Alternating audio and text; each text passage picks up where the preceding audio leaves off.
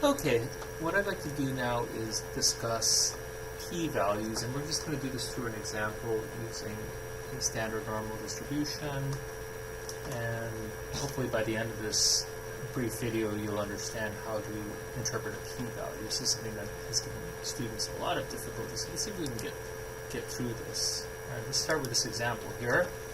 Suppose we have data on ski race results for all USSA U16 skiers. Those are skiers who ski for the United States Ski Association, who are ages 14 and 15 years old. They're competing in a giant slalom race, GS, at a northeastern mountain across a 10-year period. Assuming no variability in temperature or snow conditions across all those years, across all the races, the mean time to complete this course is 65 seconds with a standard deviation of 10 seconds. Okay, so I'm not going to talk about what all that is in detail, standard deviation now. You can watch other videos for that. Our ski team, however, with 20 individuals, did really well this year, with our average time being 48 seconds. It's significantly better, maybe, than the population. We'll find out. Question is, are our ski team better than the rest of the northeastern USSA U16 competitors? In other words, is our sample's mean significantly different from the population of North American skiers? Okay, so having collected data on all the ski racers across that 10-year period, we have the population of values with, regardless of how many there are, maybe there's several hundred, 1,000, whatever. We have that population's mean, and it's 65, and their standard deviation is 10. So what we want to know is if this value of 48 seconds is significantly different from the population value. So let's go to this drawing here. So first thing we have to do is, when we have a question like this, we're going to calculate a z-test, because we have the population mean and the population standard deviation. So we can actually, when we know the population mean and the population standard deviation, if we were to standardize our scores, convert them into the standard normal distribution, the standard normal distribution has a mean of 0 and a standard deviation of 1. Okay, so of course, if our population mean is 65, that's essentially going to be equal to 0. And you can actually see how that's converted by just using the z formula, which is the sample mean minus the population mean divided by the standard deviation. If our sample has the same mean as the population of 65, you get 65 minus 65 divided by 10, and of course that's 0, right? So that's how we know that our mean is 0, and we know one standard deviation is 10 units, okay?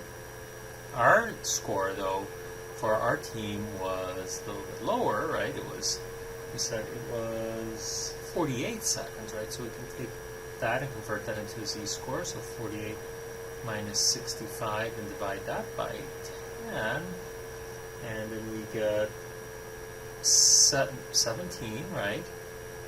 Divided by 10, and it's a negative value, equals minus 1.7, so that's our z-score. So we're going to use this z-score and plot it somewhere here on this nice standard normal distribution. Obviously, since it's negative, it's going to the left, right here, to the left of our population. Now we know that, one thing we know about the standard normal distribution, it's symmetrical, right? So that means 50% of the population values are below and 50% are above the mean, right? 50% here and 50% here. We also know that 68% of the population values when we're talking about population values, I'm talking about possible sample means of the size of 20. We can talk about that in a different video.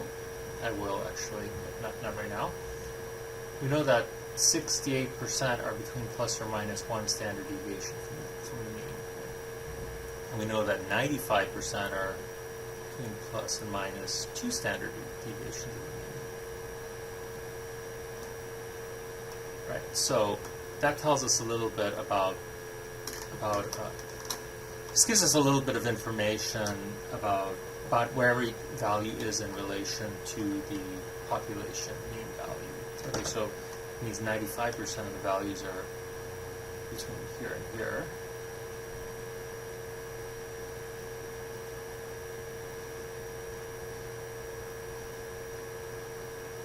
Okay. All right, so when we conduct a hypothesis test, right, so this is actually part of a hypothesis test. We're going to have a null hypothesis and an alternative hypothesis, and you can look at the different videos to understand what the difference between a null and null alternative is. Essentially, the null is the one we'd like to reject. So we'd like to reject the null hypothesis in favor of the alternative hypothesis, and we can write that here. Our null hypothesis is that the mean difference, right, between our sample mean and the population mean is equal to 0, right? So that their two are equal to one another. And actually, we use a different symbol here just to make this nice and clear. Okay, right here.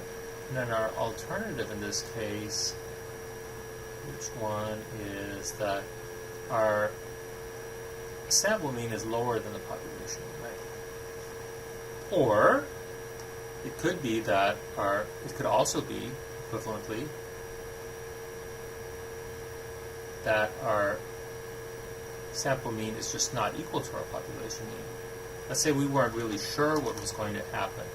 We had no idea whether or not our team would perform better or worse, so we wouldn't specify in our hypothesis whether or not our sample mean would be different than our population mean. In this case, though, we know that the sample mean is already lower than the population mean. We may not have been interested in conducting any study at all, so we probably didn't have an a priori hypothesis. Instead, we just saw that our team performed better. We want to know if they are somehow different from the population of under 16 skiers over the past 10 years. Like, did we do something different? Did we do something better? Okay, so what do we have to do next? Well, we also, when we conduct studies, we start by proposing what's called an alpha.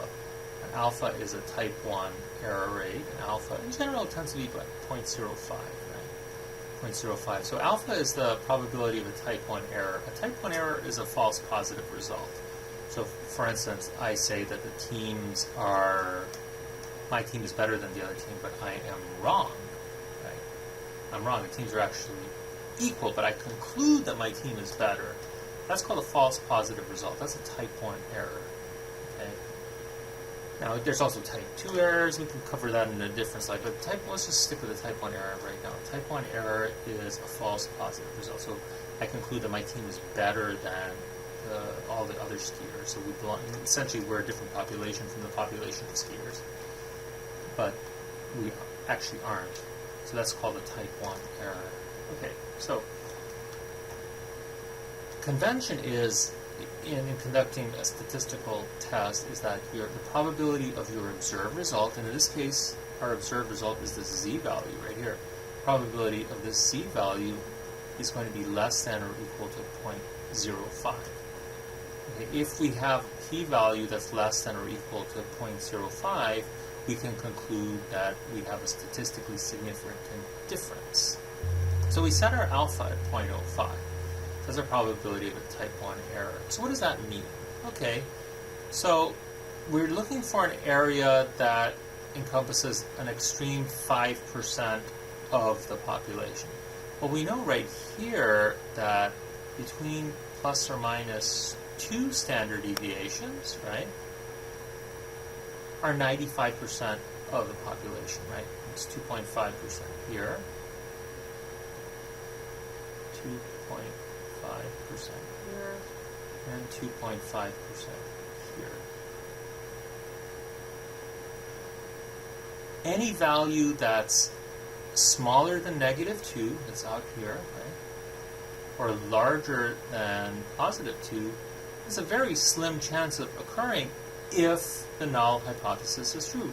So if the null hypothesis is true, the population mean is actually this value 65, right?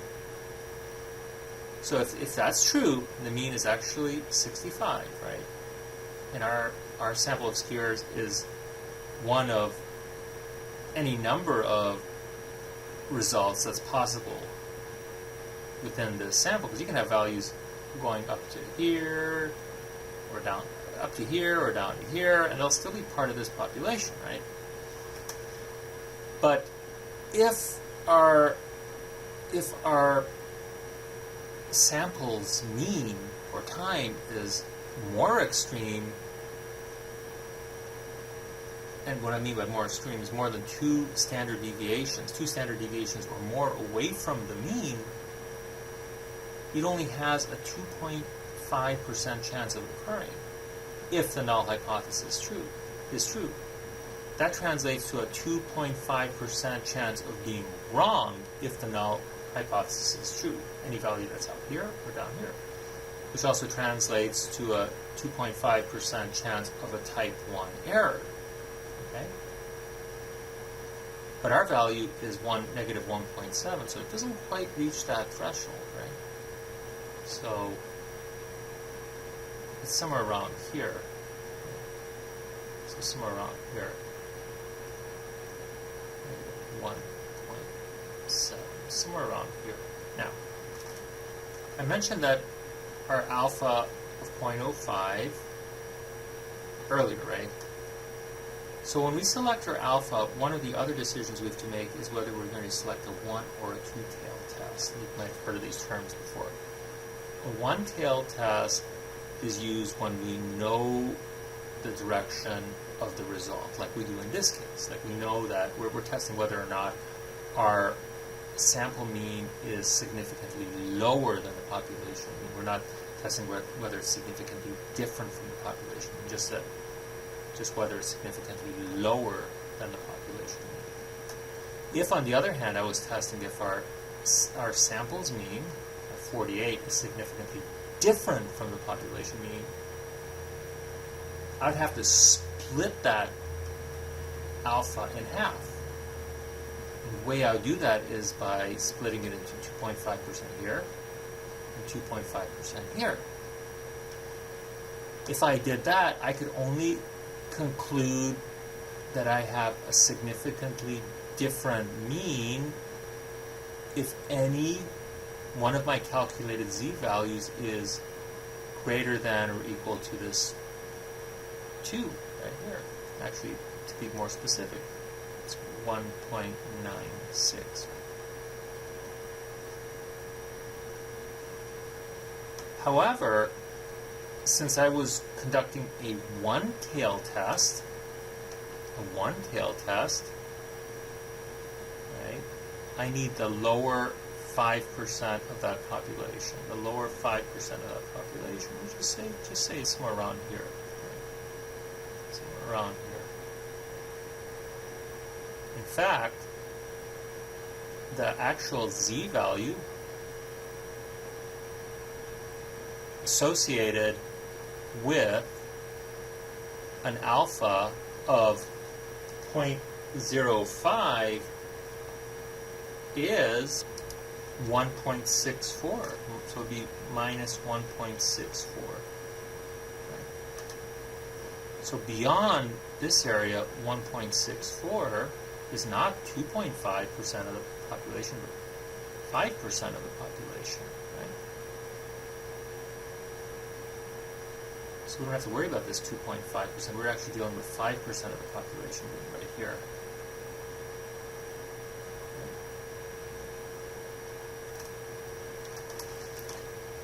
So we're going to judge our z-value in relation to this, what was known as a critical value.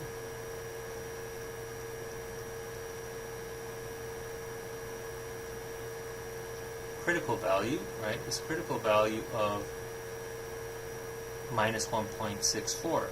So any value that's, in this case, smaller than, because we're going to the left and it's negative, in this case that's smaller than minus 1.64 would be considered statistically significant, because the probability of a value less than or equal to minus 1.64, given that the null hypothesis is true. Remember, you have to always remember this. Given the null hypothesis is true, the probability of a value less than or equal to 1.64 is 5%.